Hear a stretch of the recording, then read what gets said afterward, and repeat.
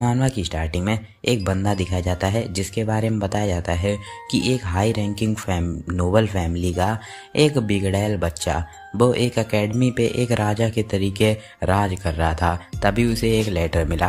उस लेटर को पढ़ते हुए वो बोलता है कि क्या ये लोग कहना चाहते हैं कि मैं अब इस फैमिली रजिस्टर से हटा दिया गया हूँ। ऐसा लगता है कि जो भाग्य का देवता है वो भी मुझसे मजाक कर रहा है। और बताया जाता है कि एड रोथ टेलर, तो अपना मेन कैरेक्टर का नाम रोथ टेलर है, तो मैं इसको टेलर बुलाऊंगा, ठीक है। तो जो टेलर की लाइफ है वो अब पूरे तरीके से ख़त्म हो चुकी है और उसको उसके घर से निकाल के बाहर फेंक दिया जाता है।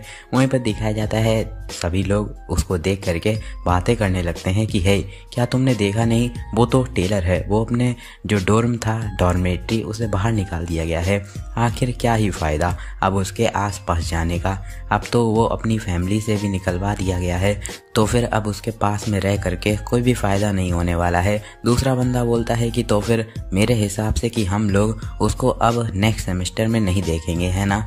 मेरे हिसाब से उसे तो एंट्रेंस एग्ज़ाम में ही नहीं आना चाहिए था। ये नोवेल्स कहेंगे, मैं जानता था कि इसके साथ पक्का ही ऐसा होगा। और मेन कैरेक्टर वो अपने मन में बोलता है कि सच बताऊं तो फिर ये बिल्कुल अनफेयर है, क्योंकि जो घमंडी एड रोथ टायलर जिसकी तुम लोग बात कर रहे हो वो मैं नहीं हूँ। मैं एक गेम के अंदर आ गया हूँ जो कि मैजिक स्कूल सेल्वेनिया अकेडमी, मेरे favourite game the failed swordsman of the Sylvania से लिया गया है। और यूजुअली जब तुम किसी वेबटून या फिर गेम के अंदर में आते हो तो फिर तुम्हें कोई एक ऐसा कैरेक्टर मिलता है जैसे कि कोई बड़े क्लैन का एक बड़ा बेटा, या फिर कोई जीनियस और बिगड़ैल एक यंग मास्टर, या फिर एक ट्रिपल एस रैंक का हंटर जो कि पूरी दुनिया के रूल्स को तोड़ने के लिए आया होता है। लेकिन इन सभी की सभी पॉसिबिलिटीज को छोड़ के मैं क्या बना हूँ, एक थर्ड रेट का विलन जो कि बस स्टार्टिंग की स्टोरी में ही थोड़ा दिखेगा और स्टार्टिंग में ही उसका पूरा काम खत्म हो जाएगा। और अभी देखो स्टार्टिंग में ही उसका घर भी छीन लिया गया है। मेरा नाम है एड रोथ टेलर। मैंने एकदम गलत टाइम पे गलत कैरेक्टर को चूज किया है। भगवान ये बहुत गलत है, तुम ऐसा कैसे कर सकते हो। मैं हमेशा ही एकदम इतनी प्यारी और कोमल जिंदगी को जिया हूँ जिसमें मैंने एकदम सिंपल सादा और बिना किसी लालच के जिंदगी को जिया है। इसको देख करके सभी लोग बोलते हैं कि हाँ देखो वो क्या कह रहा है कि भगवान ये अनफेयर है। आखिर उसका कहने का मतलब क्या है। और कह रहा है कि वो एक कोमल जिंदगी को जिया है। ये कमीना बास्टर्ड कहेगा, आखिर ये बेशर्म ये कैसे कह सकता है। मेन कैरेक्टर शांति में बैठ जाता है तो वो लोग भी वहां से चले जाते हैं। मेन कैरेक्टर अपना शीशे में चेहरा देखता है तो उसके स्टेट्स दिखाए जाते हैं और वो बोलता है कि वाओ, तो यहाँ पर एक स्टेटस विंडो भी है। और कहता है कि लेकिन वो रीजन जिस वजह से टेलर सबसे ज़्यादा बुरा कैरेक्टर है स्टार्टिंग के लिए, क्योंकि उसके जो स्टेमिना और इंटेलेक्ट के पॉइंट हैं वो 5 से भी कम हैं, और एक जो एनपीसी फार्मर होता है उसके भी एटलीस्ट 0.5 होते हैं। वो बचपन से ही अपने एक मैजिक फैकल्टी से मैजिक की क्लासेस ले रहा है, लेकिन फिर भी उसका इंटेलेक्ट बहुत ज़्यादा नीचे है। उसी के साथ में ये स्टेमिना के साथ में क्या गलत है। एक नोवेल के लिए इतना कम स्टेमिना होना एक लज्जा की बात है। और नहीं, ये सच में अब मुझे समझ में आ रहा है कि वो एक थर्ड रेट का विलन है जो कि बस स्टार्टिंग के सिनेरियो में आएगा। उसके बाद में मुझे तो याद भी नहीं है अपनी मेमोरी में कि ये कहाँ पर गया बाद में। लेकिन रुको, मुझे रिकॉल करने दो एक सेकेंड। हाँ, मुझे याद आया, जब गेम की एंडिंग हो रही थी तो उस समय पर क्रेडिट के टाइम पे कोने में मैंने एक बंदा देखा था जो कि बिल्कुल इसी के तरीके दिख रहा था। नहीं, वो भीख मांग रहा था। शिट, ये बिल्कुल भी सरप्राइज वाली बात नहीं है कि एक गुंडा जो कि इस दुनिया के बारे में कुछ भी नहीं जानता था उसको एकदम स्ट्रीट पर छोड़ दिया गया। यही भी बहुत लकी बात है कि वो जिंदा रह गया। क्या ही किया जा सकता है। आखिर मुझे ये बॉडी क्यों मिलनी थी मैं नहीं जानता, ये सब क्यों हुआ, लेकिन मेरा खुद का एक रास्ता है। तो फिर मैं अपनी एंडिंग को उस बंदे जैसी एंडिंग तो बिल्कुल भी नहीं होने दूंगा। मैं कुछ भी करके इसको बिल्कुल पलट के रख दूंगा। दिखाया जाता है सीन शिफ्ट होकर के वो एक जंगल में आ जाता है और कहता है कि मैं इस जंगल में इसी वजह से आया हूँ ताकि सभी के सभी जो स्टूडेंट हैं वो मुझको देख ना पाएँ, क्योंकि सभी लोग देख करके मेरे बारे में बातें कर रहे थे, जिस वजह से मुझे गुस्सा आ रहा था। और देखा जाए इस समय पर जिस टाइम की मैं पोजीशन में था वहाँ से आते हुए उसको मैंने पूरे तरीके से समझा। जो टेलर है वो अपनी फैमिली से निकलवा दिया गया है और इस स्टार्टिंग के सिनेरियो में फॉर्चुनेटली वो सिर्फ और सिर्फ अपनी फैमिली से हटाया ही गया है का आखिर वो अपने स्कूल से अभी एक्सपेल नहीं किया गया है। ये बहुत ज़्यादा इम्पोर्टेंट है। आखिर क्यों? क्योंकि यहाँ पर जब तक तुम सेल्वेनिया एकेडमी से ग्रेजुएट हो जाते हो तो फिर तुम्हारा फ्यूचर पक्का ही सिक्योर रहता है। तो फिर मुझे क्या करना है, बस इस एकेडमी से किसी तरीके से ग्रेजुएट होना है और मेरे हिसाब से ये चीज़ तो मैं आसानी से कर ही सकता हूँ। उसके बाद में मैं एक कंफर्टेबली लाइफ को जीऊँगा जैसे कि मैं अपनी पिछली ज़िंदगी में जीत रहा था।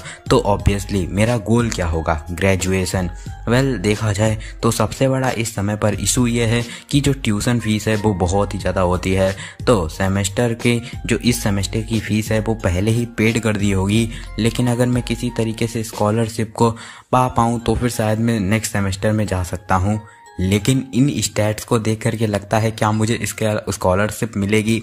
मेरे हिसाब से तो बिल्कुल भी नहीं। चलो अभी ट्यूशन के बारे में नहीं सोचते हैं, पहले जो अर्जेंट चीज़ है उसके बारे में सोचते हैं। जो चीज़ मुझे सरवाइव करने के लिए चाहिए वो फूड, क्लॉथ और शेल्टर, खाना और कपड़े, उसी के साथ में मकान। देखा जाए तो फिर कपड़े मेरे पास हैं ही जितने मुझे चाहिए। अब मुझे जो चाहिए वो है फूड और शेल्टर। लेकिन जो प्रॉब्लम है वो ये है कि मेरे पास में ना तो सोने के लिए कोई जगह है और ना ही कुछ खाने के लिए खाना। तो अब मुझे क्या करना चाहिए? और इस टेलर की अगर देखी जाए इसकी रेप्यूटेशन के हिसाब से तो अगर मैं कहीं जाऊंगा भी तो अभी मुझे कोई जॉब 2 घंटा नहीं देने वाला है और मुझे डॉर्मेट्री से भी निकाल दिया गया है तो मैं वहाँ पर भी नहीं जा सकता हूँ। ओह शिट, ये बहुत गलत बात है। लेकिन चलो मैं बहुत ज़्यादा खुश हूँ कि यहाँ पर एक झरना है यहीं पे थोड़ी दूर पे ही। तो मेरे हिसाब से अब मुझे क्या करना चाहिए? 10 दिन बचे हैं जब स्कूल स्टार्ट होगा, तो तब तक मेरे हिसाब से मुझे इतना ज़्यादा कॉन्फिडेंट हो जाना चाहिए कि मैं इस जो स्कूल है उसको अटेंड करने के लिए उतना ज़्यादा ताकतवर हो जाऊं। दिखाया जाता है वो मैजिक का यूज कर रहा होता है, विंड ब्लेड, जिसको यूज करके वो बहुत ज़्यादा थक जाता है और मन में कहता है कि थैंकफुली वो कुछ स्पेल्स का तो यूज कर सकता है, लेकिन ये देखने में जितना ज़्यादा आकर्षक लग रहा है ये उतना तो बिल्कुल भी यूजफुल नहीं है। मैं सिर्फ और सिर्फ कुछ ही बार इसका यूज किया हूँ, सिर्फ 15 बार, और इतने बार में ही मैं इतना ज़्यादा थक गया हूँ कुछ कहने को ही नहीं। और एटलीस्ट तुमने अगर मुझे बाहर निकाला था तो कुछ खिला के तो निकालते, ऐसे कैसे कौन निकालता है? क्या मैजिक को यूज करने से भूख ज़्यादा लगती है? मुझे बहुत ज़्यादा भूख लगी है। मुझे याद है मेरे ग्रैंडपा ने मुझसे छोटे पे कहा था कि अगर तुम लकड़ी के बीच का जो हिस्सा होता है उसको निकालोगे, उसको जलाओगे और उसके बाद में खाओगे तो वो बहुत अच्छा टेस्ट करता है। और वो उसको उठाता है और कहता है कि अगर इसको दूर से देखा जाए तो फिर ये चिकन के ब्रेस्ट जैसा लग रहा है, और उठाता है, उसको खाता है, फिर एकदम बहुत तेज से खांसना स्टार्ट कर देता है। सीन शिफ्ट होकर के डे 3 का सीन दिखाया जाता है और कहता है कि आई हेट ग्रैंडपा, तुम सबसे ज़्यादा बुरे हो। और बताता है कि 1 दिन तक भूखा रहने के बाद और 2 दिन तक माथा पच्ची करने के बाद मैं इस कंक्लूजन पे आया हूँ कि लकड़ियों का यूज होना चाहिए घर बनाने के लिए। I mean, 1 नंबर का चूतिया है, तुझे 3 दिन लग गए ये सोचने में कि लकड़ियों का घर बनाना चाहिए। और कहता है कि चलो तो फिर मुझे सबसे पहले एक सपोर्ट बनाना पड़ेगा लकड़ियों का यूज करके। यहाँ पर 4 लकड़ियाँ हैं, मेरे पास 2 ही हाथ हैं, आखिर मैं इसको कैसे यूज करूँ? ये डेफिनेटली बिल्कुल भी ईजी नहीं है। और गिर पड़ता है, लेकिन फिर बहुत ज़्यादा हिम्मत करके उठता है और फाइनली बांध ही देता है। तो कर हर मैदान भाई, कभी भी झुकने का नहीं, मतलब कभी भी हार मानने का नहीं, ठीक है ना? चलो आगे बढ़ते हैं। और कहता है कि तो फिर फाइनली मेरा शेल्टर का जो फ्रेम है वो बन चुका है, अभी भी बहुत ज़्यादा दूर जाना है। वैसे मैं ज़मीन पर नहीं लेट सकता हूँ, तो अपने जितने भी कपड़े होते हैं उनको उसके नीचे डाल देता है और बोलता है कि वेल ये एकदम ख़राब ही रहेगा, अब मेरे पास में कोई भी चॉइस नहीं है, क्या ही कर सकते हैं। दिखाया जाता है रात बीत जाती है, अगला दिन आ जाता है। फाइनली वो किसी तरीके से अपना शेल्टर बना लेता है, बहुत ज़्यादा थक जाता है और कहता है कि पता नहीं मैंने इसको कैसे कर लिया। दिखाया जाता है तभी उसके सामने एक सिस्टम विंडो आती है जिसमें लिख करके आता है तुमने एक बेसिक वुड का शेल्टर बनाया है जिसकी जो क्राफ्टिंग डिफ़िकल्टी थी वो आधा स्टार्ट थी, और इससे तुम्हारी जो स्किल्स हैं वो बढ़ी हैं, हैंडीनेस, डिजाइन और गैदरिंग एबिलिटी। ठीक है, ये सब बड़ी होती हैं जिनका कोई ज़्यादा काम नहीं है, इसमें ही काम आएगा। और बोलता है कि तो फिर ये जो क्राफ्टिंग सिस्टम है ये एकदम से पॉपअप हो गया आते ही जब मैंने इनका यूज किया, और टेलर ने हमेशा ही एक नोवेल जैसी ज़िंदगी जी है, तो उसे कभी भी पता ही नहीं चला कि वो मैजिक में बिल्कुल भी टैलेंटेड नहीं है बल्कि इन कामों में ज़्यादा टैलेंटेड लगता है। ओ हाँ, इस समय पर जो हैंडीनेस है उसका मुझे बहुत ज़्यादा ज़रूरत है, और उस हैंडीनेस जो उसे लेवल 1 की मिली होती है उसका यूज करके एक भाला बना देता है और कहता है कि चलो अब कुछ बढ़िया सा खाने के लिए लेने के लिए चलते हैं, और जाता है एक जगह पर जहाँ पे कुछ तालाब टाइप में होता है, वहाँ पर मछलियों को मारने लगता है और कहता है कि मुझे मीट खाना है। और फाइनली उसे 2 मछलियाँ मिलती हैं जिनको वो पकाना स्टार्ट कर देता है, और बोलता है कि अभी भी 1 हफ्ता बचा हुआ है इसको अपने स्कूल को स्टार्ट होने में, तो फिर मुझे तब तक के लिए होल्ड बैक करना पड़ेगा, और मेरे हिसाब से मुझे ऐसे ही रहना पड़ेगा जैसे कि मैं इस समय पर जा रहा हूँ। और खाने ही वाला होता है तभी पीछे से कोई आता है और बोलता है कि हे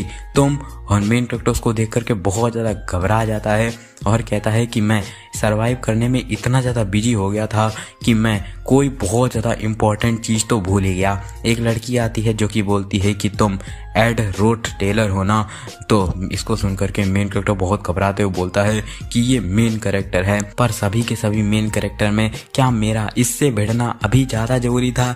और पहले का सीन दिखाया जाता है जहाँ पर यही लड़की अपने मेन कैरेक्टर से कहती है कि जल्दी से जल्दी इस अकेडमी से डिसअपियर हो जाओ। इसका नाम होता है प्रिंसेस फोइनिया, और वो बोलती है कि क्या तुम अभी तक इस जगह को छोड़ करके गए नहीं हो।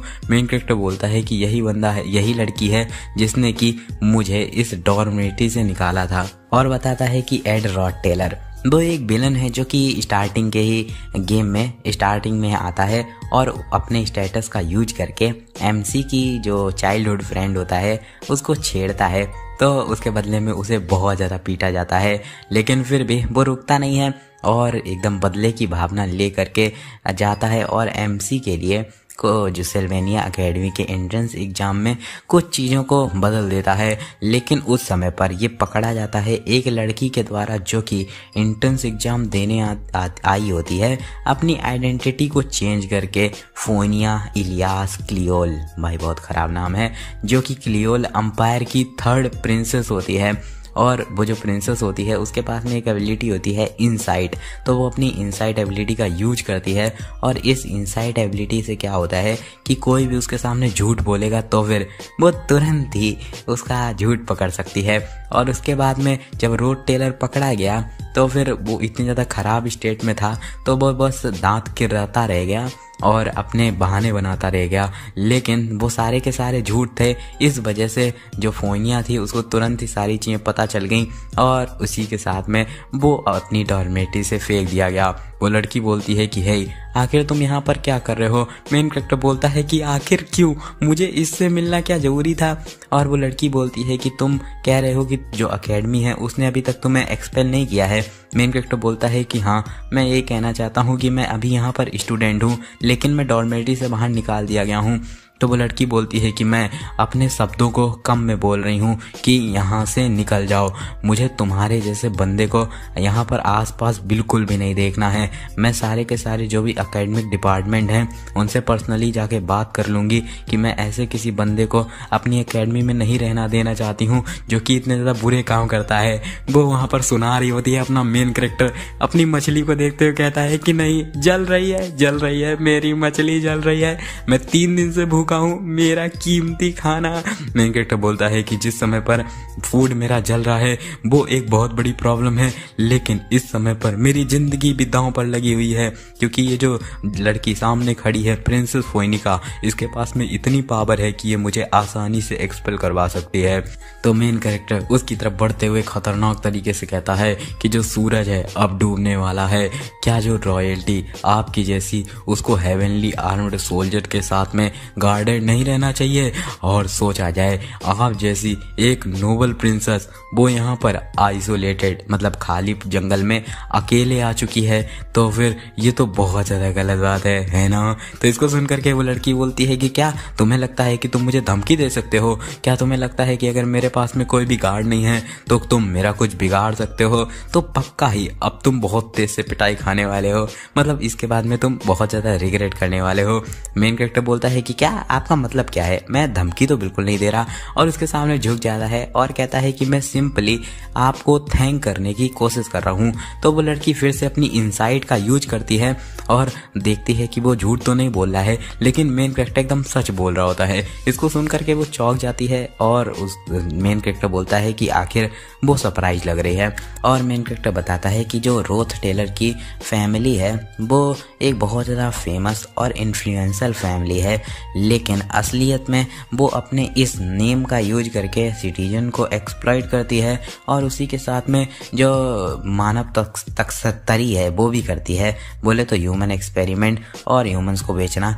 और जो एमसी है वो स्टार्टिंग से ही अपनी फैमिली का कचरा था और उसकी जो फैमिली थी उसका तो मरना तय ही था, लेकिन इस समय पर मैं अपनी फैमिली से निकलवा दिया गया हूँ तो फिर ये मेरे लिए अच्छी बात है, क्योंकि अब अगर मेरी फैमिली को मारा जाएगा तो फिर मैं बच करके रह जाऊँगा। भले ही मेरा खाना चल रहा है, लेकिन इस समय पर ज़्यादा ज़रूरी चीज़ ये है कि मैं इस मैटर को सुलझाऊं, क्योंकि अगर प्रिंसेस फोनिया ने मुझे एकेडमी से निकलवा दिया तो फिर मेरा गेम ओवर हो जाएगा, मैं ख़त्म हो जाऊंगा। तो फिर इस टाइमलाइन के अनुसार देखा जाए तो जब रोथ टेलर को निकाला गया था तब से अब एकेडमी का पहला दिन मतलब स्कूल का पहला दिन स्टार्ट होने में लगभग में 1 हफ्ता बचा हुआ है। तो फिर क्या रीज़न हो सकता है जिस वजह से प्रिंसेस यहाँ पर आई है और बोलता है कि यहाँ पर आप बिना किसी भी गार्ड के आई हैं, उसी के साथ में आप सिंपल कपड़े पहने हैं, तो इसका मतलब ये है कि आप क्लास प्लेसमेंट टेस्ट के लिए आई हैं। और बताता है कि ये एक टेस्ट होता है जो कि तुम्हें मैजिक फॉरेस्ट में आ करके जो मैजिकल बीट्स होती हैं हिडन, उनको ढूंढना होता है। मेन कैरेक्टर बोलता है कि जो प्रोफेसर ग्लास्ट होते हैं उनका टेस्ट बहुत ज़्यादा शातिर माना जाता है। ऑफ कोर्स अगर ये नोबल प्रिंसेस फोनिया है तो फिर आप पक्का ही कोई ना कोई बेस्ट क्लास के लिए ही मतलब क्लास ए में ही जाना चाहती होंगी। इसको सुन करके वो लड़की बोलती है कि क्या तुम मुझे फिर से अपनी बातों से बदलना चाहते हो? तुम्हें क्या लगता है कि तुम मेरा कुछ भी बिगाड़ पाओगे? तुम बिल्कुल भी नहीं बदले हो, बस तुम रुको, मैं तुम्हें जितनी जल्दी से जल्दी हो पाए उतनी जल्दी से जल्दी अगर रिक्वेस्ट करूंगी एकेडमी से कि तुम्हें एक्सपेल करा दिया जाए। तभी मेन कैरेक्टर बोलता है कि लेकिन बिना मेरी हेल्प के आप कभी भी क्लास ए में नहीं जा सकती हैं। अगर आपको मेरे जो शब्द हैं वो झूठ लग रहे हैं तो फिर आप मुझे आसानी से एक्सपेल्ड करा सकती हैं। अगर आप लेक की साइड में साउथ ईस्ट की तरफ में जाएंगी, वहाँ पर एक बहुत ज़्यादा घास वाला आइलैंड होगा, वहीं पे बीच में एक बड़ा सा ट्री होगा। वहीं पर जाने पर उस ट्री को कहते हैं मेरिल्डा गार्डियन ट्री। उसी ट्री के नीचे आपको एक मेरी तरफ से छोड़ा हुआ प्रेजेंट मिलेगा, प्रेजेंट बोले तो तोहफा। और जो प्रिंसेस होती है वो वहाँ पर आकर के उस बीड को उठा लेती है और सोचती है कि जो रोथ टेलर जिसको कि मैंने 3 दिन पहले देखा था वो पक्का ही एक झूठा और मक्कार इंसान था। मुझे अभी भी उसका खराब सा चेहरा अभी भी याद है, वो सैड रिएक्शन। लेकिन इस समय पर जब मैंने रोथ टेलर को देखा वो एकदम डिफरेंट पर्सन था। वहीं पर सीन शिफ्ट होकर के दिखाया जाता है उनका जो क्लास प्लेसमेंट का ऑब्वियसली जो टेस्ट होता है वो एंड हो जाता है और वहाँ पर जो ग्लास्ट होता है वो बोलता है कि जल्दी से जल्दी सभी लोग अपने बीट्स को निकालो। और सभी लोग अलग अलग बीट्स को निकालते हैं, जिसको देख करके वो बोलते हैं कि तुम जाओगे क्लास एफ में। और दूसरी तरफ में जाते हैं और कहते हैं कि ये जो बीट्स हैं जिन लोगों ने ढूंढी हैं वो लोग क्लास ए में पक्का ही जाने वाले हैं। तो जिन लोगों ने इसको ढूंढा है वो पहला है जिक्स, दूसरा लोरेटेल और तीसरा बंदा जिसने ढूंढा है जो कि मेरिल्डे जो गार्डियन ट्री था उसके नीचे था। यूजुअली इसके पास में बहुत ज़्यादा हाई मैजिक पावर है। जिसने भी इसको ढूंढा है हिडन बीट को वो पक्का ही फर्स्ट नंबर पे होगी, वो टॉप क्लास में आने वाली है। और वहाँ पर हमें वही जो प्रिंसेस होती है उसको दिखाया जाता है। लेकिन वही सीन शिफ्ट हो जाता है, तुरंत ही नाम नहीं लिया जाता है, सीन शिफ्ट हो जाता है और अपना मेन कैरेक्टर जो कि कहता है कि मेरी सारी मछली पूरे तरीके से जल चुकी है, अब मेरे हाथों में इतना भी दम नहीं बचा है कि मैं भाले का यूज करके दोबारा से मछली पकड़ पाऊँ। और एक फिशिंग रॉड को बनाता है और कहता है कि जो प्रिंसेस एलियास क्लोएल है, उसका पूरा नाम है प्रिंसेस फोनिया का, वो बोलता है कि वो जब जवान थी तो स्टार्टिंग में ऐसा सोचा जाता था उसको बहुत ही ज़्यादा आसानी से बुद्धू बनाया जा सकता है और बहुत ज़्यादा छोटे से ही उसको ऐसे मतलब बहुत मासूम टाइप में समझा जाता था। लेकिन जैसे जैसे टाइम बीता उसने अपनी इनसाइट को बढ़ा लिया, जिससे वो किसी भी इंसान के सच या झूठ को आसानी से पकड़ सकती थी। इस वजह से कोई भी उसको बिल्कुल आसानी से धोखा नहीं दे सकता है। इस वजह से यहाँ पर मेरे पास में कोई भी चॉइस नहीं थी उसको एक सही इन्फॉर्मेशन देने के अलावा। लेकिन यहाँ पर एक और बड़ी प्रॉब्लम हो जाएगी, अगर वो जो बीड है वो प्रिंसेस ले जा करके उनको दे देगी और क्लास फर्स्ट में चली जाएगी। लेकिन क्या रीजन है जिस वजह से पिछली जिंदगी में जो प्रिंसेस थी उसको प्रिंसेस ऑफ लव कहा जाता था? क्या आप लोगों को पता है? भले ही वो क्लास F में गई हो लेकिन फिर भी उसके बाद में भी उसे प्रिंसेस ऑफ लव कहा जाता है। आखिर ऐसा क्यों? ऐसा इस वजह से नहीं था कि क्योंकि ये एक कुछ आपके लिए स्टैट्स है या फिर कुछ ऐसा कुछ नहीं है, बल्कि वो इस वजह से था क्योंकि वो हमेशा ही राइटियसनेस के पाथ पर चलती रहती थी। लेकिन अगर देखा जाए, अगर अभी उसने उस बीड को ले लिया और क्लास A में चली गई तो फिर जो सारे का सारा स्टोरी का सिनेरियो है पूरे तरीके से टूट जाएगा। और भले ही मैं इस समय पर बच जाऊं एक्सपेल होने से, लेकिन उस समय पर मेरी सारी की सारी जो भी इंफॉर्मेशन मेरे पास में होगी वो यूजलेस हो जाएगी। तो फिर मैं जानता हूं कि ऐसा हो सकता है, लेकिन फिर भी मुझे सब कुछ पता है क्योंकि वो प्रिंसेस ऑफ लव है। और दिखाया जाता है लास्ट में जो टीचर नाम लेता है वो लेता है लूसी मैरियल, जो एक लड़की होती है और वो सो रही होती है। मेन कैरेक्टर बोलता है कि जो फ्यूचर है वो अभी भी चेंज नहीं होगा। और दिखाया जाता है पहले का सीन जहाँ पर प्रिंसेस जब उस ट्री के नीचे आई होती है और उस बीड को उठाती है और कहती है कि रोड टेलर ने बिल्कुल भी झूठ नहीं बोला था। और लेकिन फिर भी ये एक तोहफा तो बिल्कुल भी नहीं है। मेन कैरेक्टर बोलता है कि आखिर क्यों प्रिंसेस फोनिया हमेशा ही अपनी आइडेंटिटी को छुपा के रहती हैं। ये इस वजह से क्योंकि जब भी उसकी आइडेंटिटी पता चलती है तो उसे स्पेशल ट्रीटमेंट मिलना स्टार्ट हो जाता है।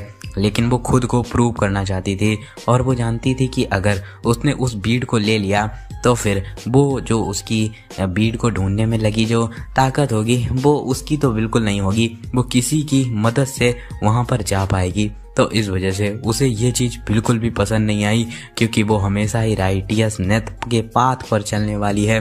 मैंने बस प्रिंसेस की तरफ एक बेट लगाई थी और मेरे हिसाब से ये चीज़ एकदम सही है क्योंकि अब जो प्रिंसेस है वो ये सोचेगी कि मैंने एकदम सच बोला तो फिर वो जा करके मुझे कम से कम एक्सपेल्ड तो बिल्कुल भी नहीं कराने वाली है। और सेकंड चीज़ वो ये होने वाली है, दिखाया जाता है प्रिंसेस जो कि मुक्का मारती है और बोलती है कि जो रोड टेलर था उसने बिल्कुल भी झूठ नहीं बोला था। एल रोड टेलर, तुम बस इंतजार करो, मैं तुम पर पूरे तरीके से नजरें गड़ा करके रखूंगी। और मेन कैरेक्टर बोलता है कि अब जो प्रिंसेस है अब कुछ भी नहीं कर सकती है। दिखाया जाता है मेन कैरेक्टर को फाइनली एक मछली भी मिल जाती है। फिर अगले दिन का सीन दिखाया जाता है जहाँ पर मेन कैरेक्टर भाग रहा होता है स्कूल के लिए और बताता है कि जहाँ पर मैं रहता हूँ तो उस हिसाब से अगर मुझे स्कूल पर टाइम पर पहुँचना है तो फिर मुझे सुबह जल्द ही उठ के दौड़ लगानी पड़ेगी, तभी मैं स्कूल पर पहुँच पाऊँगा। और एक जगह जा कर के रुक जाता है और कहता है कि फाइनली मैं वापस आ गया, शहर में आ जाता है। और भाई साहब क्या मस्त नज़ारा होता है। बताता है कि मैं सेल्वेनिया एकेडमी में आ चुका हूँ। सीन शिफ्ट होकर के दिखाया जाता है उनकी एकेडमी का सीन जहाँ पर एकेडमी में सभी के सभी बच्चे बैठे होते हैं कुर्सियों के ऊपर और अनाउंसमेंट हो रही होती है कि आप लोग यहाँ पर आ चुके हैं, आज अपनी ओपनिंग सेरेमनी है तो आज एंजॉय करिए खाना को। दिखाया जाता है मेन कैरेक्टर जिसके की बारे में लोग अलग अलग बातें कर रहे होते हैं। मेन कैरेक्टर कहता है कि मुझे इस चीज़ से घंटा फ़र्क नहीं पड़ता है क्योंकि आज मुझे बहुत दिन बाद खाना खाने को मिला है, तो बस मुझे खाना खाने दो। और भाई साहब इतनी प्लेटें खाना खा ली होती ना, क्या बताएं, कुछ कहने को नहीं। और सभी के सभी लोग यही बातें कर रहे होते हैं। मेन कैरेक्टर कहता है कि मुझे इन बातों से कोई भी फ़र्क नहीं पड़ रहा है क्योंकि मेरा जो गोल है इस समय पर ग्रेजुएशन है। एक जगह का सीन दिखाया जाता है जहाँ पर पर सभी की कुछ लड़कियां अलग अलग बातें कर रही होती हैं। वहीं पर एक पिंक बालों वाली लड़की को दिखाया जाता है। वो लड़कियां बातें करके कहती हैं कि चलो हम लोग इसके बारे में बाद में भी डिस्कस कर सकते हैं, पहले कुछ खाने के लिए चलते हैं। वही जो पिंक बालों वाली लड़की होती है वो कहती है कि ये बहुत ज़्यादा अजीब चीज़ है, वो बंदा एकदम पूरे तरीके से पहले से अलग लग रहा है। और मेन कैरेक्टर बोलता है कि मैं अब ये इच्छा करता हूँ कि अब आगे सारी की सारी चीज़ें नॉर्मली ही बीतें, कुछ भी मेरे लिए डिफ़िकल्ट ना हो। और बताता है कि आज सेल्वेनिया एकेडमी में मेरा पहला दिन है। दिखाया जाता है एक जगह का सीन जहाँ पर जो लेक्चरार होते हैं वो लेक्चर दे रहे होते हैं। फिर हमें डीन ऑफिस का सीन दिखाया जाता है। मेन कैरेक्टर कहता है कि इस पहले दिन ही मैं ऑलमोस्ट बिल्कुल एक्सपेल होने ही वाला था और मैंने बिल्कुल भी एक्सपेक्ट नहीं किया था कि जो फोनिया है वो डीन को मेरे बारे में बताएगी जा करके। देखा जाए उस बुढ़े के चेहरे को देख करके, जो स्माइल उसके चेहरे पे थी, तो ऐसा तो नहीं लगता है कि प्रिंसेस फोनिया ने उससे कुछ भी मेरे बारे में बुरा कहा है। एनीवे, मैं बहुत ही ज़्यादा मुश्किल से इस सिचुएशन को अवॉइड कर पाया हूँ। तो फिर चलो अब से केयरफुल रहते हैं और ओरिजिनल स्टोरी से दूर रहते हैं ताकि ओरिजिनल स्टोरी बिल्कुल भी बर्बाद ना हो। और बताता है कि जो मेरी सर्वाइवल स्किल, उसी के साथ में जो मैजिक स्किल हैं, सर्वाइवल स्किल वही जैसे कि वो भाला आला बना रहा है तो उसे कुछ स्किलें मिल रही हैं, तो वही सर्वाइवल स्किल हैं। तो कहता है कि ये जो सर्वाइवल स्किल उसी के साथ में ये जो मैजिक स्किल है, अगर मुझे इनको एक साथ सही तरीके से यूज करना है तो मेरे लिए सबसे अच्छा वेपन रहेगा एरो। और एरो का यूज करके एक खरगोश को मार देता है और कहता है कि देखा जाए मेरी ज़िंदगी के बारे में तो फिर मैं आगे जा कर के अपनी सर्वाइवल स्किल को बढ़ा करके बहुत अच्छे एरो को बना सकता हूँ। उसके बाद मैं मैजिक का यूज करके उन पर स्पिरिट और मैजिक फॉर्मूलों को भी लिख सकता हूँ। ये बहुत ज़्यादा अच्छी बात है। और सामने की तरफ देख करके थोड़ा सा चौंक जाता है। सामने एक लड़की दिखाई जाती है जिसके बाल भी पिंक होते हैं। आई थिंक ये वही लड़की है, लेकिन अभी कुछ कंफर्म नहीं है। मेन कैरेक्टर उसको देखता है और कहता है कि जेनिका फेलवर। और वो लड़की भी अपने मेन कैरेक्टर की तरफ देखती है और बोलती है कि अच्छा, तो तुम वही अमेजिंग बंदे हो जिसके की बारे में मेरिल्डा बात कर रही थी। और एकदम से मेन कैरेक्टर के पास आ जाती है। मेन कैरेक्टर चौंक जाता है और अपने मन में बोलता है कि आखिर वो उस जगह से एकदम से मेरे पास कैसे आ गई। वो लड़की बोलती है कि तुम एड रोथ टेलर हो, है ना? मैं जेनिका फेलवर हूँ। तो इसको जेनिका बुलाते हैं। तो जेनिका बोलती है कि ये मैं भी सेकेंड ईयर में हूँ, बिल्कुल तुम्हारे तरीके, तुम मुझे जेनिका बुला सकते हो। क्या तुम सरप्राइज हो? क्योंकि मुझे तुम्हारे बारे में पता है। वैसे तुम्हें देख सकते हो कि ये जो टेरिटरी है ये एक हाई रैंकिंग स्पिरिट मेरिल्डा के नीचे आती है और मैंने सारी की सारी चीज़ें तुम्हारे बारे में उससे ही सुना। तो मेन कैरेक्टर बोलता है कि अच्छा, तो तुम ये बोल रही हो कि ये जो मास्टर थी फॉरेस्ट की, उसने तुम्हें मेरे बारे में बताया। तो इसको सुन करके जेनिका भी बोलती है कि जो मेरिल्डा है वो दूसरों की बातों में बहुत ज़्यादा घुसने पसंद करती है। वैसे ही इसी वजह से वो आसपास की जगहों पर बहुत अच्छे तरीके से अटेंशन रखती है। ये ऑब्वियस है, तो वो तुम्हारे जैसे एक अनवांटेड विजिटर को भी देख ही लेगी। मेन कैरेक्टर अपने मन में बोलता है कि क्या अनवांटेड विजिटर? ओ एक सेकेंड, शायद से मैं सच में हूँ, क्योंकि मैंने बहुत सारे एनिमल को मारा, उसके बाद में बहुत सारे पेड़ भी काटे, तो मैं एक अनवांटेड विजिटर तो हूँ ही। और एकदम डरा हुआ चेहरा बना लेता है। तो इसको देख करके जेनिका बोलती है कि तुम्हें बिल्कुल भी घबराने की ज़रूरत नहीं है। ये एकदम नेचुरल है कि जो जीव होते हैं वो दूसरे जीव को मार के खाते हैं। मेरिल्डा ऐसी बातों के बारे में बिल्कुल भी ध्यान नहीं देती है। मेन कैरेक्टर दूसरी तरफ देखते हुए शर्माते हुए कहता है कि मेरे हिसाब से एक जो बड़ा भेड़िया भी होता है उसके पास में भी एक प्यारा सा सॉफ्ट दिल होता है। जेनिका मेन कैरेक्टर की तरफ में देखती है और बोलती है कि ये बहुत ज़्यादा अनएक्सपेक्टेड था। और चलो ठीक है, यहाँ पर एक ऐसी चीज़ है जो कि मैं आपको दिखाना चाहती हूँ। क्या ये क्यूट ही है? और अपने हाथों को आगे कर देती है और कहती है कि मैंने इसके साथ में तुरंत ही कांटेक्ट बना लिया जैसे ही मैंने इसको देखा। क्या तुम इसको टच करना चाहोगे? तो मेन कैरेक्टर उसकी तरफ में देखता है और कहता है कि एक कॉन्ट्रैक्टेड स्पिरिट, क्या ये एक स्पिरिट है? और बोलता है कि अगर मैं जेनिका के साथ में फ्रेंड बनना चाहता हूँ तो फिर मुझे कुछ नहीं, उसके साथ में अच्छे तरीके से व्यवहार करना पड़ेगा। और बोलता है कि मैं नहीं जानता, मुझे कोई भी स्पिरिट नहीं दिख रही है, या फिर मेरे हिसाब से मैं स्पिरिट को देख ही नहीं सकता हूँ। तो वो जेनिका भी बोलती है कि क्या तुम स्पिरिट्स को देख नहीं सकते हो? मेन कैरेक्टर बोलता है कि हाँ, मैं नहीं देख सकता हूँ। एनीवे, मैं यहाँ पर खाना ढूंढने के लिए आया था तो फिर मैं यहाँ से जा रहा हूँ। और उधर से जाते हुए बोलता है कि मैं सिर्फ और सिर्फ अगर ओरिजिनल स्टोरी लाइन को फॉलो करूँगा तभी मुझे अपनी जो मेरी इन्फॉर्मेशन है उसका एडवांटेज मिल पाएगा, क्योंकि जो जेनिका फे लवर है वो कोई ऐसी बंदी है जो कि ओरिजिनल स्टोरी में बहुत ज़्यादा इम्पोर्टेंस रखती है। वो कोई ऐसी नहीं है जिससे कि मुझे क्लोज जाना चाहिए, तो फिर मैं उससे बिल्कुल भी दोस्ती नहीं कर सकता हूँ। वो लड़की उसको जाते हुए देखती है और एकदम से अपने एक्सप्रेशन को बदल लेती है, पुरानी बात को याद करती है और बोलती है कि ये बिल्कुल वैसा ही है जैसा कि तुमने बताया था मेरिल्डा, ये बंदा सच में बहुत ज़्यादा इंटरेस्टिंग है। उसके पीछे एक भेड़िया और एक चमगादड़ जैसा स्पिरिट आ जाता है। वो लड़की बोलती है कि चाहे जितना भी मैं इसके बारे में सोच लूँ, मुझे लगता है कि वो तुम्हें बिल्कुल भी देख नहीं सकता था। आखिर वो कौन था? और उसके अलावा मैंने बहुत ज़्यादा अच्छे तरीके से उसके सामने बात करने की कोशिश करी, लेकिन उसने क्या जवाब दिया? हाँ। आखिर उस हाँ का क्या मतलब हो सकता है? ये चीज़ मुझे परेशान कर रही है। वेल, ऐसा तो नहीं है कि हम लोग इसके बाद में दोबारा मिलने नहीं वाले हैं, क्योंकि अब मैं जब भी चाहूँ उसको कभी भी ढूंढ सकती हूँ। और मेन कैरेक्टर बताता है कि मेरे शेल्टर और उसी के साथ में जो स्कूल का डिस्टेंस है वो बिल्कुल भी पास नहीं है। मुझे सुबह सुबह उठ करके एकदम जल्दी से जल्दी भाग करके स्कूल जाना पड़ता है, लेकिन इसके कारण मेरे जो स्टैट्स हैं वो भी थोड़े थोड़े बढ़ रहे हैं। और अगर तुम अच्छे तरीके से नोटिस करो तो फिर यहाँ पर एक कोई है जो कि अपने मेन कैरेक्टर को छुप करके देख रहा है। वहीं पर स्कूल में भी दिखाया जाता है, वही पिंक वालों वाली लड़की मेन कैरेक्टर की तरफ में देख रही होती है। और मेन कैरेक्टर कहता है कि अगर मैं स्कॉलरशिप चाहता हूँ तो फिर मुझे बहुत ज़्यादा अच्छे तरीके से स्टडी करनी पड़ेगी।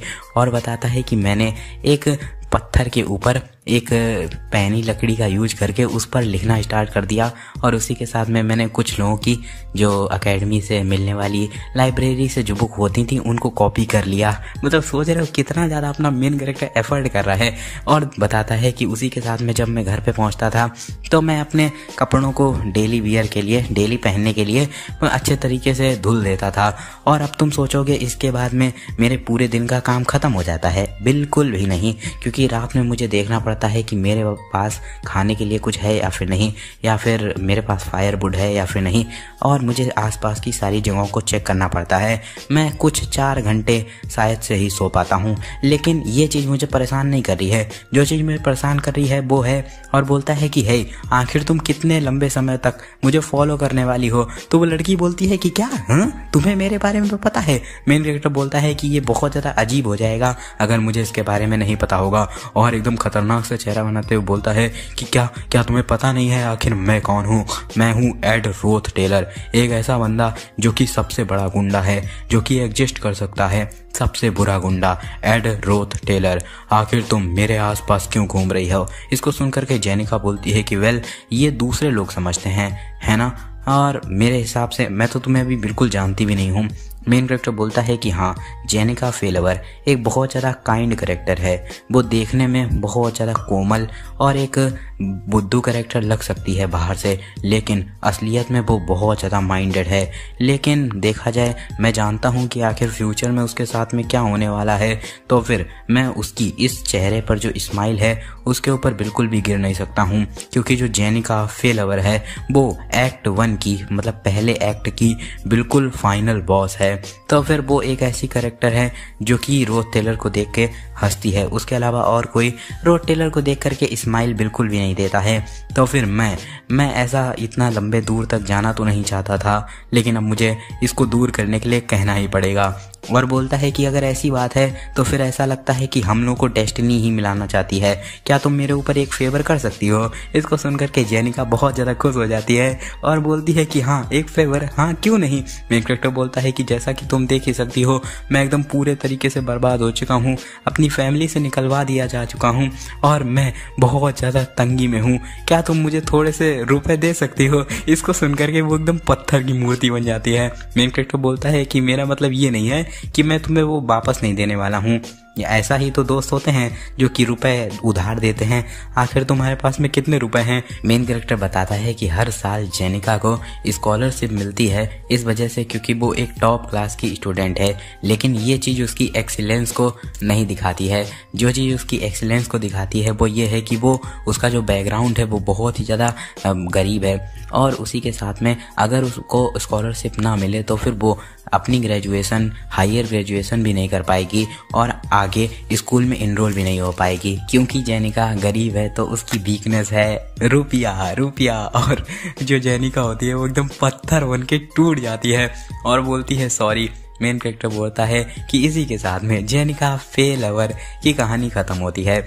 और 3 दिन बाद का सीन दिखाया जाता है। मेन कैरेक्टर बोलता है कि वैसे मुझे बिल्कुल भी अच्छा तो नहीं लग रहा है, लेकिन मैं किसी और इम्पोर्टेंट कैरेक्टर के साथ बिल्कुल भी मिलना नहीं चाहता हूँ। चलो अब से केयरफुल रहते हैं ताकि जो ओरिजिनल स्टोरी लाइन है वो बिल्कुल भी चेंज ना हो। और जाता है अपनी कुटिया में और बहुत ज़्यादा चौंक जाता है और कहता है कि व्हाट द फक, आखिर ये क्या बकवास है। और मैं जो अपना राइटर होता है वो बताता है कि अगर सच बताऊं तो इस समय पर रोड टेलर जिस वजह से घबराया हुआ है वो कारण है क्योंकि इस समय पर उसके सामने जो कैरेक्टर है उसकी प्रेजेंस जेनिका से भी ज़्यादा खतरनाक है।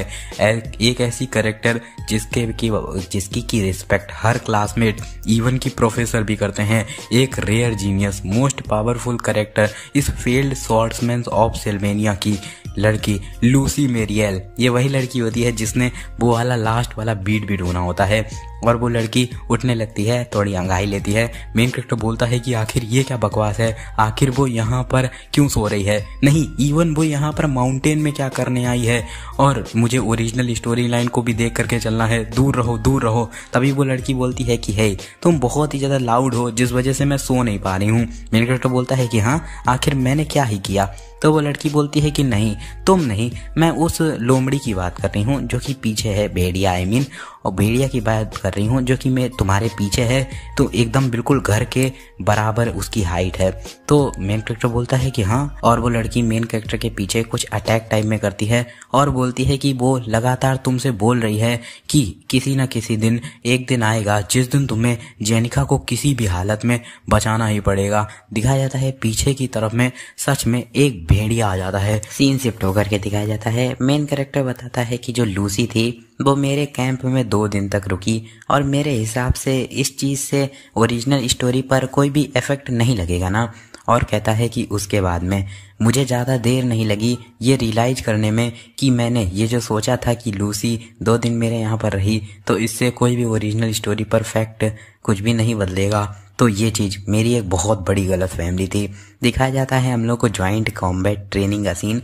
वहाँ पर एक ट्रेनिंग हो रही होती है। मेन कैरेक्टर बताता है जॉइंट कॉम्बैट ट्रेनिंग ये एक 1-on-1 लड़ाई होने वाली है। इसमें जो कैडेट्स हैं वो एक दूसरे से लड़ेंगे, उसी के साथ में उनके जो वेपन हैं उनको फेंक दिया जाएगा ताकि किसी को ज़्यादा चोट ना लगे। और अलग अलग लोगों के नाम बताता है, मतलब जो भी फेमस वाले होते हैं उनका नाम बताता है और कहता है कि अगर मैं सबके नाम बताने बैठूंगा तो फिर बहुत ज़्यादा टाइम लग जाएगा। लेकिन सबसे ज़्यादा इम्पॉर्टेंट इंसान है प्रोटैगनिस्ट फॉलिंग स्वॉर्ड्समैन का। इसका नाम है टेलर। अपने मेन कैरेक्टर का नाम है रोथ टेलर और इसका नाम है टेलर। मेन कैरेक्टर इसको सोच के खुश हो जाता है और बोलता है कि क्या टेलर का अब अगला मैच होने वाला है, चलो देखते हैं। मैंने ज़्यादातर जो भी मैच थे उन पे ज़्यादा ध्यान नहीं दिया क्योंकि मुझे पहले से ही पता था कि आखिर कौन ही जीतने वाला है। सभी के सभी स्टूडेंट फर्स्ट क्लास के जीतेंगे सिर्फ और सिर्फ एक को छोड़कर। तभी पीछे से आ जाती है जेनिका वेलवर। मेन कैरेक्टर बताता है कि हाँ ये लड़की है जो कि 2nd ईयर से जीतेगी। वेल मुझे अभी भी विश्वास नहीं हो रहा है कि वो अभी भी मेरे सामने इतना हंस करके आ रही है जबकि मैंने उससे रुपए के लिए पूछा था। क्या उसे बिल्कुल भी शर्म नहीं आ रही है? और वो लड़की पूछती है कि क्या तुमने जो मैच की लिस्ट है उनको देख लिया है? मेन कैरेक्टर बोलता है कि जो लूसी है वो कैट की फैमिली से आती है और ये जो जेनिका है वो कुत्तों की फैमिली से आती है, आई मीन डॉग की फैमिली से। उसका कहने का मतलब ये है कि जो बिल्ली होती है वो बहुत ज़्यादा इठला के चलती है, एकदम उबासी में रहती है और अपने काम से मतलब है और किसी से नहीं। और कुत्ते क्या होते हैं, दुम हिलाते हिलाते पीछे चले जाते हैं, समझ रहे हो? तो ऐसा कुछ कहना चाहता है। मेन कैरेक्टर बोलता है कि मैं लिस्ट में बिल्कुल भी इंटरेस्टेड नहीं हूँ। तो वो लड़की बोलती है कि क्या तुम क्यूरियस नहीं हो, आखिर ऐसा क्यों? क्या तुम अपने मैच के बारे में बिल्कुल भी जानना नहीं चाहते हो? मेन कैरेक्टर बोलता है कि रुको 1 मिनट, मुझे भी फाइट करनी पड़ेगी, मैं तो भूल गया क्योंकि ओरिजिनल स्टोरी में जो रोथ टेलर था वो पहले ही एक्सपेल करवा दिया गया था, तो मुझे नहीं पता है कि उसका अपोनेंट कौन होने वाला है। नहीं, ऐसा बिल्कुल नहीं हो सकता है। तभी एकदम से वहाँ पर जो मेन कैरेक्टर होता है टेलर, वो आ जाता है लड़ने के लिए और कहता है कि मैं अपनी पूरी एबिलिटीज के साथ में लड़ाई करूँगा। तो मेन कैरेक्टर बोलता है कि नहीं, मुझे कोई भी चिंता करने की ज़रूरत नहीं है। इस समय पर जिस पर मुझे ज़्यादा ध्यान देना है वो है टेलर, क्योंकि देखा जाए तो फिर ये जो पूरी दुनिया है सिर्फ और सिर्फ टेलर के आसपास ही घूमने वाली है।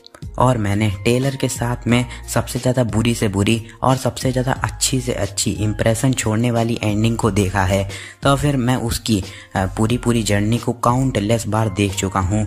उन सभी के सभी जो काउंटलेस रास्ते मैंने देखे थे, उनमें से एक भी रास्ता नहीं था जो कि बिल्कुल भी कठिन ना हो। लेकिन उसके बाद में भी जो टेलर था वो आगे बढ़ा और इस दुनिया को बचा पाया। मेन कैरेक्टर बहुत ज़्यादा खुश हो जाता है।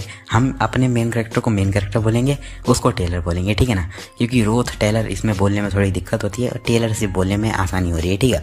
तो मेन कैरेक्टर बोलता है कि मैंने पहले से ही डिसाइड कर लिया है कि मैं अपनी ज़िंदगी पे ज़्यादा ध्यान दूंगा, लेकिन फिर भी टेलर तू मेरा प्यार है, मैं तुझे ज़रूर चेंज करूँगा। और बाय द वे आखिर किसका मैच होने वाला है। तभी अनाउंसमेंट होती है कि जो रोथ टेलर है उसका मैच लूसी मैरियाल से होने वाला है। लूसी वही जो कि अपने मेन कैरेक्टर के यहाँ पे रुकी थी। मेन कैरेक्टर बोलता है कि क्या, एक सेकेंड, लूसी है कहाँ। दिखाया जाता है एक जगह का सीन जहाँ पर लूसी आराम से नींद मार रही होती है, उठती है और वहाँ पर स्टेज पर जाती है। मेन कैरेक्टर बताता है कि ये जो टेलर है वो इस दुनिया का प्रोटैगनिस्ट, जो कि हमेशा से ही एक स्वॉर्ड्समैन बनने के लिए ही जन्मा है। उसने कभी भी ज़िंदगी में एक स्वॉर्ड को नहीं पकड़ा था, लेकिन जब वो अपनी पहली बार स्वॉर्ड को घुमाएगा तो फिर वो लूसी का जो लाइटनिंग मैजिक होगा उसको आसानी से काट देगा। उसके बाद में जो लूसी होगी वो, क्योंकि उसको चोट लगने वाली होगी, इसी वजह से उसके पास में बिल्कुल भी टाइम नहीं होगा, तो फिर वो बहुत ही ज़्यादा कम डिस्टेंस के कारण एक लाइटनिंग स्ट्राइक का यूज करेगी, जो कि इंटरमीडिएट लेवल की लाइटनिंग स्ट्राइक होगी। और उस समय पर जो टेलर होगा वो पूरे तरीके से ओवर पावर्ड हो जाएगा, क्योंकि वो थी मैजिक स्पेल, वो एक इंटरमीडिएट लेवल की थी। लेकिन लूसी डिस्क्वालीफाई हो जाएगी क्योंकि उसने एक इंटरमीडिएट लेवल का मैजिक का यूज किया होगा। उसके बाद में जो टेलर होगा उसको बहुत ज़्यादा सम्मान मिलेगा लूसी को पहली बार हराने की वजह से। ये एक लेजेंडरी सीन था, मैं इसको मिस नहीं कर सकता हूँ। जो रेफरी होता है वो चिल्लाता है कि चलो मैच को स्टार्ट करो, तो जो टेलर होता है आगे बढ़ता है अटैक करने के लिए, लेकिन लूसी दूर से ही एकदम से अटैक करती है, जिससे टेलर की हालत ऐसे ही ख़राब हो जाती है, जिसको देख करके सभी लोग चौंक जाते हैं। लूसी अभी भी आगाही ले रही होती है। सभी लोग बात करने लगते हैं कि क्या ये ख़त्म हो चुका है। मुझे लगता है कि तुम उससे बिल्कुल भी जीत नहीं सकते हो, क्योंकि इस बार जो क्लास 1 है एकदम टॉप क्लास की है।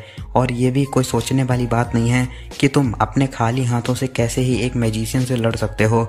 और मेन कैरेक्टर बताता है कि जो टेलर मैकलोर था उसकी ज़िंदगी शुरू से ही बहुत ज़्यादा मुसीबतों से बीती। एक देश का बंदा जो कि शुरू से ही एक फेलियर रहा।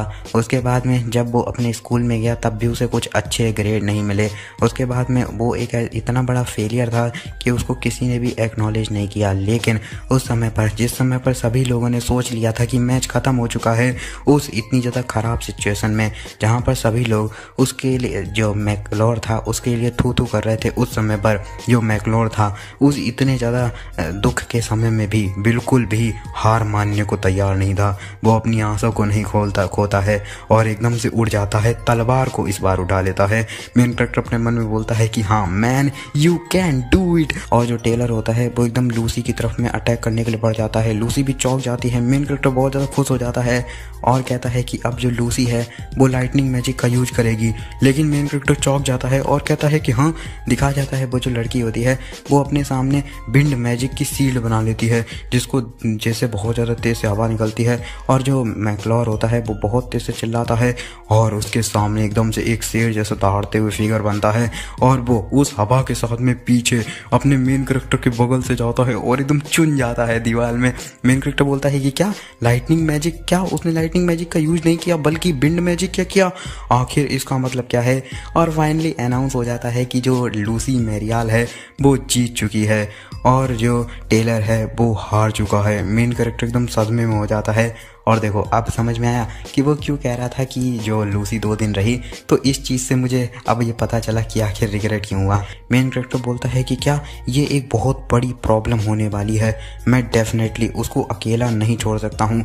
दिखाया जाता है परफेक्शन ऑफ द विंड, वो जो शेर जैसा आकृति बनी होती है, मतलब भेड़िया जैसी, क्योंकि ये वही है मेरिल्डा, ठीक है, वही विंड स्पिरिट थी।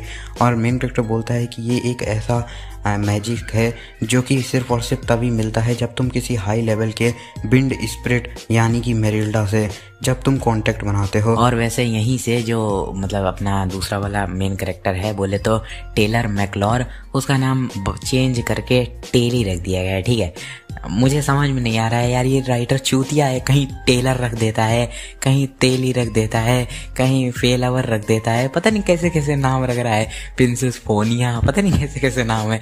चलो क्या ही किया जाए, अपन लोग कुछ कर नहीं सकते हैं, लेकिन फिर भी मैं इसको तेली तो नहीं बुलाने वाला हूँ। पता चले मैं बोलूँ कि तेली ने टेलर के मुक्का मार दिया, ये कुछ कहीं सुनने में कहीं अच्छा लग रहा है, तो इस वजह से ऐसा तो मैं बिल्कुल नहीं बोलने वाला, घंटा नहीं बोल रहा।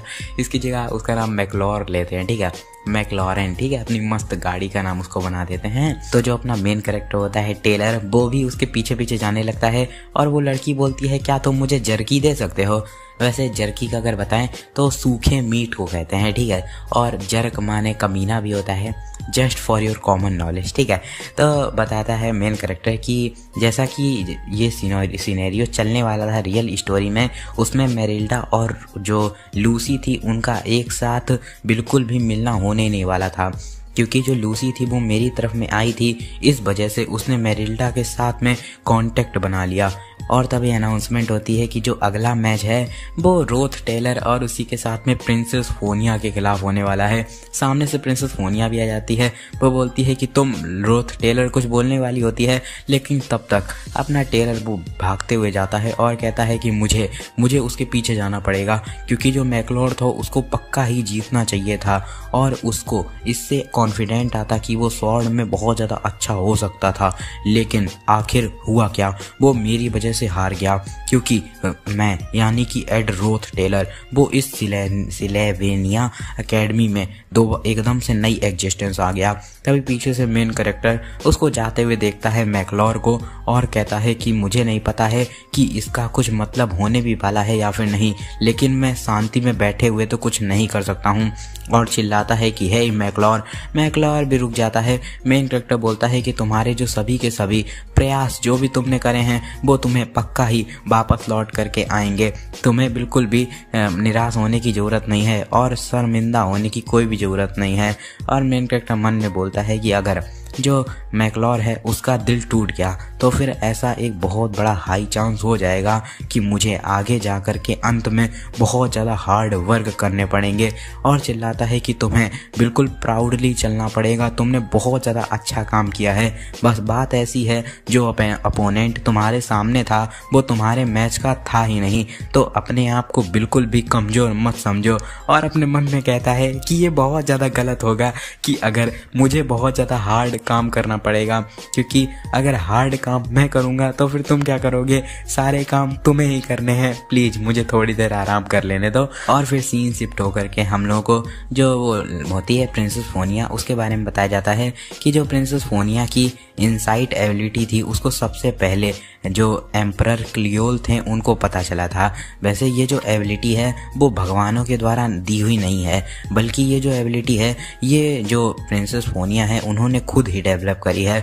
वो एक ऐसी जगह पे रहती है जिसको कि तुम एक डार्क एबियस समझ सकते हो, वहाँ पर उसने अपने आप ऐसे सेंस को बना लिया अपनी सेल्फ प्रोटेक्शन के लिए। ये इसी वजह से क्योंकि जो प्रिंसेस फोनिया थी वो अपनी एबिलिटीज के बारे में कॉन्फिडेंट हो पाए। यहाँ पर बहुत सारे एबियस में मॉन्स्टर होते हैं जो कि प्रिंसेस फोनिया की तरफ में बहुत ज़्यादा बुरे तरीके से देखते हैं और प्रिंसेस फोनिया उनके सबके बारे में जानती हैं, लेकिन फिर भी जो प्रिंसेस ऑफ लव है वो हमेशा ही कभी भी ये ऐसे जीती है जैसे कि उसको ये सब पता ही नहीं है कौन उसके खिलाफ क्या क्या स्कीमें कर रहा है। दिखाया जाता है अपना मेन कैरेक्टर प्रिंसेस फोनिया के सामने आकर के खड़ा हो जाता है और कहता है कि प्लीज मुझ पर थोड़ा इजी ही जाना। और प्रिंसेस फोनिया भी कहती है कि हाँ तुम भी मुझ पर इजी ही जाना। और सभी लोग बात करने लगते हैं कि क्या तुमने सुना, आखिर जो वो बंदा था मतलब टेलर वो मैकलोर पर कैसे चिल्ला रहा था, वो सच में बहुत ज़्यादा ढीठ इंसान है। वाओ, क्या उसने ये इस वजह से किया ताकि वो उसका मजाक उड़ा सके? कि सच में मुझे ऐसा लगा नहीं था। और वो बंदा पक्का ये इसी वजह से कर रहा होगा ताकि वो सबको दिखा सके कि उसने अपने ही दुश्मन को चीयर किया ताकि सब लोग उसको एक अच्छा बंदा समझें। सच में ये तो बहुत ज़्यादा डिस्टर्बिंग है। वो बंदा सच में शुरू से ही बहुत ज़्यादा खतरनाक था। और प्रिंसेस भी इसको सुन करके अपने मन में कहती है कि इन सभी लोगों के जो शब्द हैं वो एकदम सही हैं, क्योंकि जो एड रोड टेलर था उसने अपनी पोजीशन का यूज करके जो मेन कैरेक्टर था मैकलोर, उसकी जूनियर को पहले बहुत ज़्यादा शर्मिंदा किया। और जब वो चीज़ भी काम नहीं आई तो फिर उसने मैकलोर के जो टेस्ट में बदलाव कर दिया, लेकिन फिर उस समय भी वो पकड़ा गया। और वो पक्का ही ये चीज़ें पहले उसके साथ ऐसी ही थी, लेकिन वो क्या चीज़ें सब कुछ सही थी? नहीं, उस समय पर वो जो डेस्परेशन उसके चेहरे पर दिख रही थी वो बिल्कुल ही असली थी। वो इतना ज़्यादा परेशान था जैसे कि वो खुद चाहता हो कि वो जीतता पक्का ही। और वहाँ पर अनाउंसमेंट हो जाती है कि चलो कॉम्बैट को स्टार्ट करो।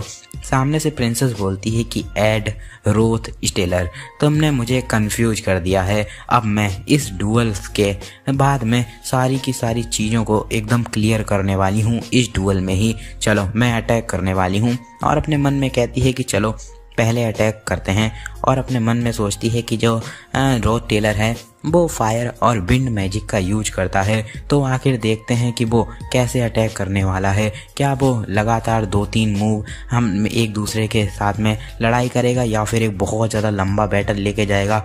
चलो देखते हैं। कम से कम मुझे ये तो पता चल जाएगा कि आखिर ये जो बंदा है ये इतना ज़्यादा मिस्टीरियस है, तो कम से कम मुझे कुछ तो इसके बारे में पता ही चल जाएगा अगर ये कुछ भी एक्ट करेगा। लेकिन जो मेन कैरेक्टर होता है वो कुछ करता ही नहीं है, जिससे वो एकदम पानी के एक ही अटैक में गिर पड़ता है जाकर। प्रिंसेस भी देख करके चौंक जाती है। मेन कैरेक्टर बोलता है कि मैं हार गया, तो प्रिंसेस बोलती है कि हाँ आखिर तुमने क्या कहा? और अपने मन में कहती है कि उसने इवन की जो सामने से वाटर वॉल अटैक आ रहा था उसको रोकने की जुर्रत तक नहीं करी। ऐसा तो हो ही नहीं सकता है कि वो इतनी आसानी से हार जाए। सभी के सभी लोग चिल्लाने लगते हैं कि वाओ, ये तो जो मैकलोर था उससे भी खराब था। वो स्टार्टिंग में बहुत ज्यादा कूल एक्ट कर रहा था, लेकिन वो तो सिर्फ और सिर्फ एक ही हिट में हार गया। प्रिंसेस आप सच में बहुत ही ज़्यादा कूल हैं, बहुत ज़्यादा अच्छे। और जो मेन कैरेक्टर होता है कहता है कि ये एक बहुत ज़्यादा अच्छी फाइट थी और मैंने इससे बहुत कुछ सीखा। तो प्रिंसेस भी कुछ बोल नहीं पाती है और अपने मन में कहती है कि ये जो बंदा है जब से स्टेज पर आया है तब से ही मुझसे एक भी बार इसने जो अपनी आंखों का कांटेक्ट नहीं बनाया है, बोले तो आई कांटेक्ट नहीं बनाया है। मेरे हिसाब से उसका कभी भी स्टार्टिंग से ही प्लान ही नहीं था इस डुअल को लड़ने का। और क्या सच में वो ऐसे इस डुअल को खेलने का कोई मतलब भी हुआ? और मेन कैरेक्टर तुरंत फिर से भागते हुए ढूंढने लगता है मैकलोर को और अपने मन में कहता है कि अब मैं दोबारा से प्रिंसेस फोनिया के कांटेक्ट में आ गया था, लेकिन मैं मेन सिनेरियो को बिल्कुल भी अफेक्ट नहीं करना चाहता था। इस वजह से मैं तुरंत ही हार गया, क्योंकि जो प्रिंसेस फोनिया है वो बहुत ज़्यादा इम्पोर्टेंट पर्सन है इस पूरी स्टोरी लाइन में। लेकिन जो सबसे ज़्यादा इम्पोर्टेंट पर्सन है प्रिंसेस फोनिया से भी ज़्यादा, वो है अपनी इस कहानी का मेन कैरेक्टर, बोले तो टेली मैकलेरन। आखिर वो कमीना कहाँ चला गया?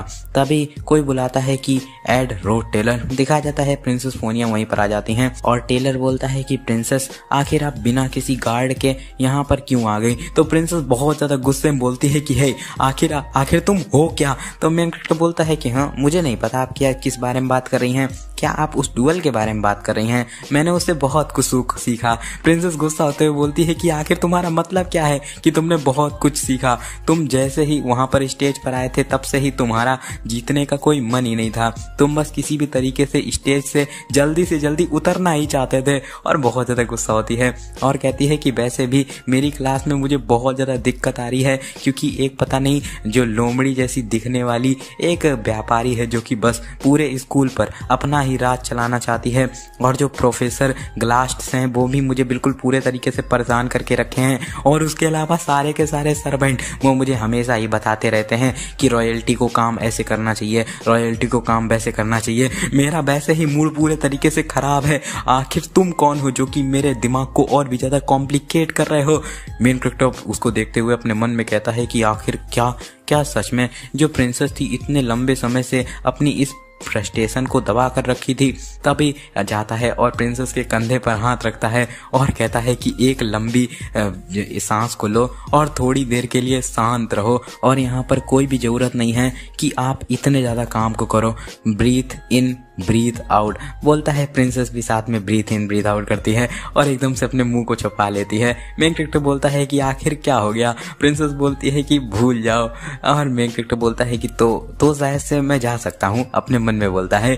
प्रिंसेस बोलती है कि हाँ, मेरे पास में ये एक बहुत ज़्यादा बुरी आदत है, वैसे मैं चाहती तो सीधे तुमसे क्वेश्चन भी पूछ सकती थी, लेकिन मैं बस बहुत लंबे समय से चीज़ें खुद ब खुद सोचने की कोशिश कर रही थी कि आखिर तुम्हारे दिमाग में क्या चल रहा है। वैसे मेरे हिसाब से ये चीज़ बहुत ज़्यादा लंबे समय के लिए हो गई, मेरे हिसाब से मुझे ये तुमसे पहले ही पूछ लेनी चाहिए थी। मेन कैरेक्टर के कानों से खून निकलने लगता है और कहता है कि प्लीज़ प्लीज़ मुझे जल्दी से जाने दो, मुझे टेली मैकलॉर को देखना है।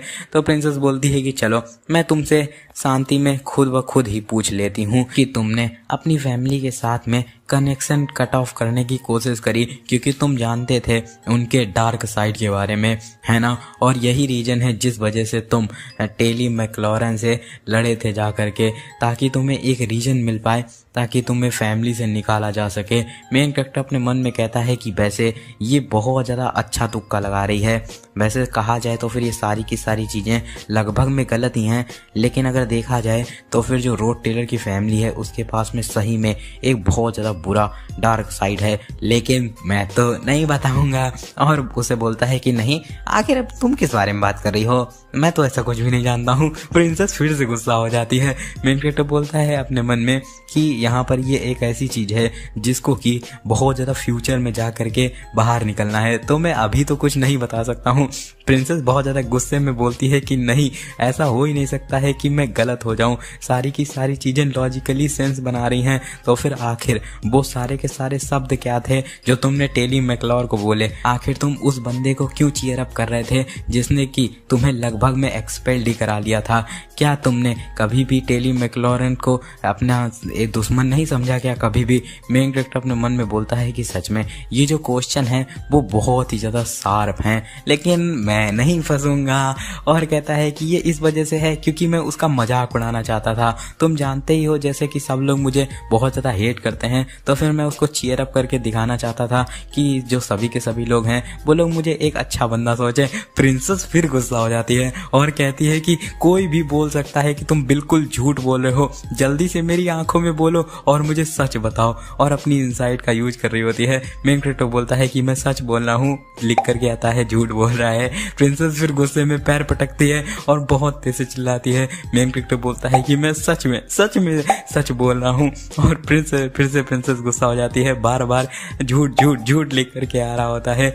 मेन कैरेक्टर अपने मन में कहता है कि उसके पास में अभी कोई भी एविडेंसेस नहीं है। मेन कैरेक्टर फिर से बोलता है कि मैं सच बोल रहा हूँ। प्रिंसेस के मुंह से एकदम आग निकलने लगती है और मेन कैरेक्टर बोलता है कि ये सारी की सारी चीजें मेन सिनेरियो ही है जो कि मुझे आगे जाकर के मदद कर सकता है, तो मैं मेन सिनेरियो को बिल्कुल भी ख़राब नहीं होने दे सकता हूँ। प्रिंसेस फिर अपने गुस्से को शांत करती है और कहती है कि ठीक है, चलो मेरे पास में कोई भी एविडेंस नहीं है तो मैं कुछ भी नहीं कर सकती हूँ, तुम जा सकते हो। जब से तुम यहाँ पर आए हो तब से तुम उस दरवाजे की ही तरफ देख रहे हो, लगता है तुम्हें बहुत ज़्यादा अर्जेंट काम है, जाओ। अच्छा, तो मेन कैरेक्टर जाने लगता है और बोलता है थैंक यू। फिर वहीं पर रुक जाता है और कहता है कि ये पहली बार है कि जो प्रिंसेस है उसने किसी को अपनी ये साइड दिखाई है, क्योंकि एक ऐसी बंदी जो कि इतनी जल्दी बहुत सारे लोगों के कनेक्शन में आ चुकी है, मेरे हिसाब से ये चीज़ें उसको और भी ज़्यादा हेडेक दे रही होंगी। उसके अलावा मैं भी अब यहाँ पर इस सिनेरियो में आ चुका हूँ तो ये चीज़ उसे और भी ज़्यादा परेशान कर रही होगी। और कहता है कि आखिर मैं अपनी सारी की सारी परेशानियों को प्रिंसेस की परेशानियों के साथ में कैसे ही कंपेयर कर सकता हूँ।